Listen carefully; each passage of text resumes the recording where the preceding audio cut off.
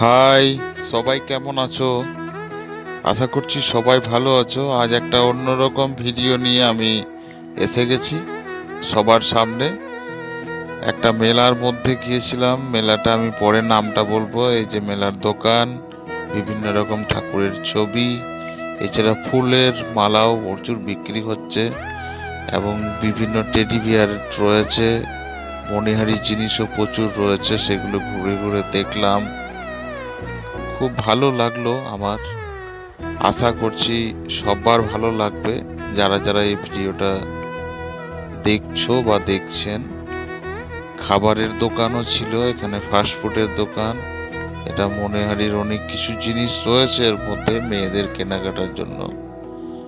আমার সাথে একজন ছিল, মানে আমার অর্ধাঙ্গিনী, উনিও ছিলেন।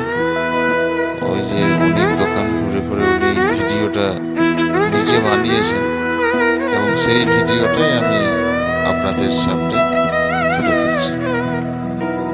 এই পুরো ভিডিওটাই আমার অর্ধাঙ্গিনী, আমার বই ভিডিওটা করেছে ওর মোবাইল থেকে।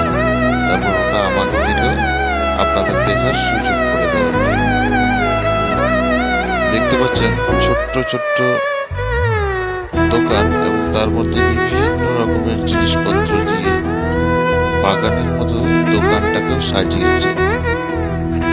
অনেক জিনিসপত্র আমি দেখলাম বাচ্চাদের খেলার জন্য। যে মুখোশগুলো দেখছেন, ভূত বাঁদর এসবের মুখোশও ছিল।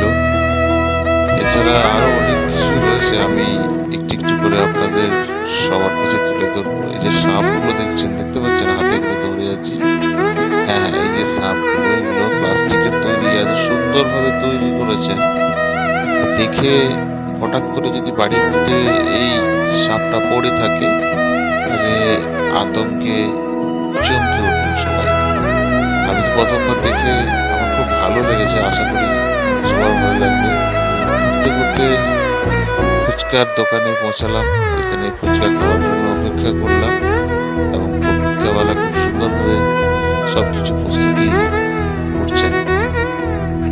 এরপর এই ছবিটা হচ্ছে একটা পকোড়ার দোকানে, গরম গরম পকোড়া ভাজছেন এই যে দাদাকে জিজ্ঞেস করলেন আমার বিশেষ যে একটা ভিডিও করবো। উনি বললেন ঠিক আছে, কোনো অসুবিধা নেই, করুন।